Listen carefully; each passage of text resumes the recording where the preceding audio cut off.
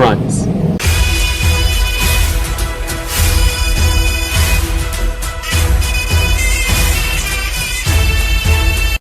Hi, my name is Abdul Azim Arif, and my metric number is 2423263. And as an introduction, I will be talking about what are the causes for the French Revolution. So firstly, failure of the monarchy. The French monarchy had failed its people in the most crucial of time. King Louis XVI was not a strong leader. He constantly delayed decisions and avoided conflict, even as the country was falling apart. When bold leadership was needed, he hesitated. And instead of offering solutions, he stuck to outdated traditions and surrounded himself with advisors who sugarcoated the truth. And then there was Queen Marie Antoinette. She became a symbol of everything wrong with the monarchy. Her extravagant lifestyle, spending on jewelry, fashion and palace upgrades had sent a clear message to the people that she didn't care about the starving masses. The phrase, "let them eat cake," whether true or not, had reflected how disconnected the monarchy was. So the public grew frustrated. The royal family had lived in luxury while ordinary people could barely survive. People began asking, why should we suffer while the king and queens had lived luxuriously? Secondly, Enlightenment ideas. While the monarchy stumbled, new ideas were lightning in a fire in people's mind. The Enlightenment was an intellectual movement that had questioned old systems of power, especially monarchy and religion. Thinkers like Rousseau had argued for popular sovereignty, the idea that power comes from the people itself, and Voltaire, which spoke out against injustice and had demanded freedom of speech and religion. These ideas didn't stay in fancy salons or books. They were read in pamphlets, discussed in cafes, and passed through communities. The educated middle classes, the bourgeoisie, had started to imagine a different France, one based on fairness, freedom, and reason. The Third Estate now had more than anger. They had a vision. They didn't just want change, they wanted a better future with rights, representation, and dignity. Thirdly, financial crisis. Economically, France was collapsing. The country was drowning in debt. Years of war, especially the costly 7 Years' War and their support for the American Revolution, had drained their national treasury. While helping the Americans win independence sounded noble, it came at a massive financial cost to France themselves. To make things worse, the French tax system was rigged. The nobility and clergy, the richest groups in France, had paid little to no taxes at all. Meanwhile, the Third Estate was overburdened. Peasants had paid taxes on land, salt, and even just existing. Basic needs become luxuries. Bread, the daily food for most, tripled in price. Hunger spread and riots broke out. In 1788 to 89, a harsh winter ruined crops, leading to famine. And people weren't just broke, they were desperate. And yet, the government continued to ask them to give more, and that desperation turned into a fury. Lastly, social inequalities. All of this was made worse by a broken social system. France is divided into three estates. The first, which are the clergies, which made up about 1% of the population but owned 10% of the land. The second estate, the nobility. They enjoyed huge privileges and paid almost no taxes at all. They held key positions in government and military, often by birth and not by merit. The third estate, 97% of the population, included peasants, city workers, and the bourgeoisie. They carried the weight of the country, paid the most taxes, and had the least power. Even in Estates General, a political assembly, each state gets one vote, meaning the privileged two could always outvote the majority. So this unfairness were no longer tolerable. People no longer believed that God chose kings and nobles to rule. They believed that they had the right to a voice, to justice, and to a better life. Eventually, frustration turned into action, and the storming of the Bastille in 1789 wasn't just a protest, it was the spark to lit revolution. Thank you. Assalamualaikum warahmatullahi wabarakatuh. My name is Muhammad Sirana Hafiz bin Muhammad Raslam. The French Revolution, a period of profound social and political transformation in late 18th century France. The revolution, spanning from 1789 to 1799, was characterized by a rejection of the extant aristocratic order and the economic policies of the Bourbon monarchy under Louis XVI. The ensuing decade witnessed the emergence and subsequent decline of various political factions, episode of the significant internal conflict, and ultimately the ascent of Napoleon Bonaparte. Foundational principles of the revolution include liberty, equality, fraternity, although their realization was marked by a complex and often violent trajectory. The symbolic commencement of the revolution is often identified with the storming of the Bastille on 14 July 1789. The Bastille, a medieval fortress utilized as the state penitentiary, represents the embodiment of royal authority, assault and capture of the structure by Parisian populace, seeking armament and protesting the prerogative of the monarchy constitute a significant act of defiance and presage the era of popular mobilization. In August 1789, the National Assembly promulgated the Declaration of the Right of Man and the Citizen. The seminal document, influenced by the Enlightenment philosophy, articulates a doctrine of universal right, asserting that all individuals are born and remain free and equal in rights. This right enumerated within the Declaration encompasses liberty, property, security, and resistance to oppression. Furthermore, the Declaration established principles of national sovereignty and the primacy of law, thereby challenging the absolutist foundation of the monarchy. A particular turbulent phase of the revolution was the Reign of Terror during 1793 until 1794. Under the aegis of Maximilian Robespierre and the Committee of Public Safety, this period was marked by systematic repression and numerous executions aimed at purging perceived counter-revolutionaries. Revolutionary tribunals conduct the trials of those deemed enemies of the Republic, with the guillotine service as the primary instrument of the execution. The Reign of Terror concluded with the execution of Robespierre, signaling a shift in the revolutionary dynamics. During this period, the rise of the Jacobins constituted a significant development. This radical political faction exerted considerable influence, particularly during the Reign of Terror. Advocating for the centralized republic, the Jacobins implemented stringent measures to consolidate revolutionary authority and address both internal dissent and external threat. Figures such as Robespierre were centralized to the Jacobins movement and their policies, while arguably effective in short term for the defense of the revolution, engender widespread fear and coercion. The radicalism of the terror ultimately gave way to the Thermidorian reaction. Commencing in July 1794, this reaction was precipitated by the overthrow and execution of Robespierre, leading to the dissolution of the Committee of Public Safety Dominance. The Thermidorian reaction represents a move toward a more moderate phase of the revolution, characterized by the dismantling of the terror apparatus and relaxation of its more extreme policies. This period ultimately paved the way for the establishment of the Directory. In conclusion, the French Revolution was a period of profound upheaval, marked by movement of both transformative idealism and considerable violence.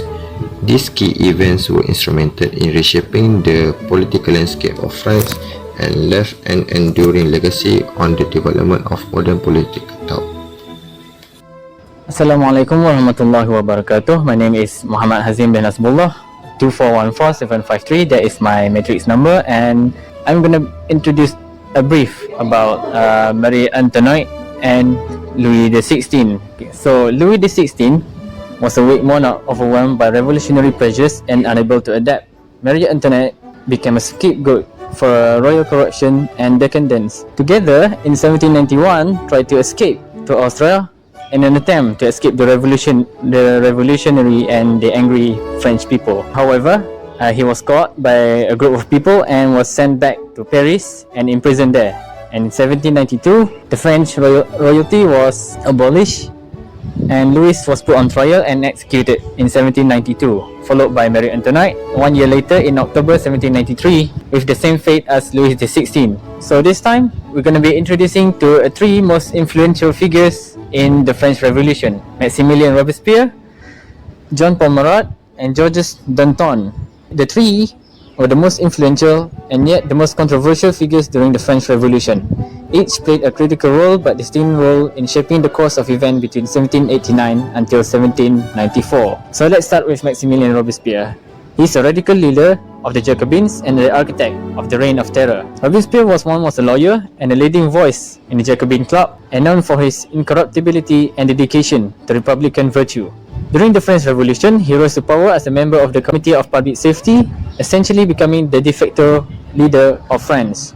And he believed that the terror was necessary to defend the revolution, and he oversaw mass execution, including of former allies like Danton. He also promoted the new religion called the Cult of the Supreme Being, which tried to replace Catholicism. You don't want to be like this. This is disgusting. This is awful in every way. If I could kill it, I would. But I legally can't. But I've considered it.